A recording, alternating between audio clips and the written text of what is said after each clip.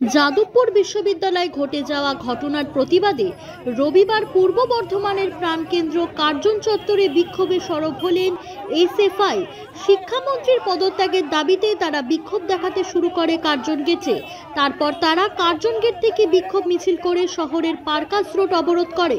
সেখানে পুলিশের বাধার মুখে পড়ে অবরোধকারীরা। তারপরে শুরু হয় পুলিশের সাথে ধস্তাধস্তি।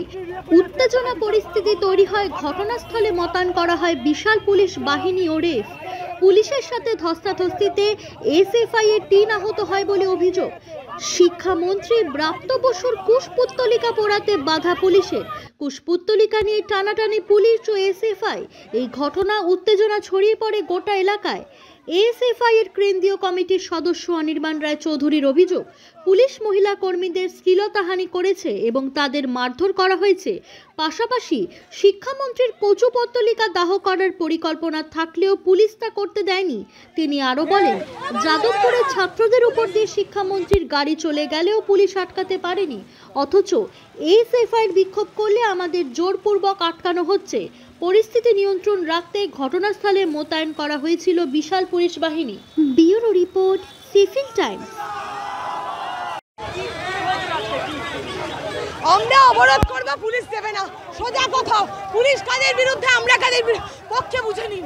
সুজসি কি বলবে? রীতিমতো ধস্তাধস্তি তোমাদের এসে পাইতো। পুলিশ কি বলছে? চায় না। পুলিশ কি বলছে? পুলিশ চায় না অবরোধ করতে। পুলিশ বলে পারমিশন লাগে অবরোধ করতে। আমরা বলতে চাই, যখন ছাত্রদের ভবিষ্যৎ নিয়ে সরকার ছিনিমিনি করে, তখন কার থেকে সরকার পারমিশন নেয়? হ্যাঁ, পুলিশ গায়ে হাত দিয়েছে, পুলিশ আমাদের সবার গায়ে হাত দিয়েছে। পুলিশ আমাদেরকে জোর করে আমরা সরব না। ভূমিকা নিয়ে কি বলবে? পুলিশ মনে করছে প্রাপ্ত অবশ্যই পুলিশের আপনজন, সেই জন্য ছাত্ররা ওদের বিরোধী হয়ে গেছে, তাই তারা কুশপুত্তল পড়া দিতে চায় না।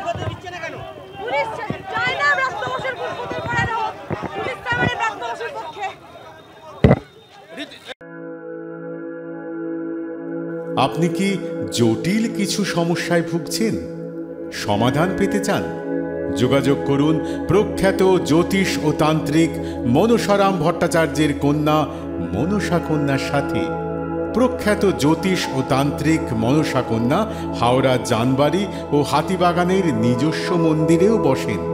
যোগাযোগ 9830106967 আর 9239655323।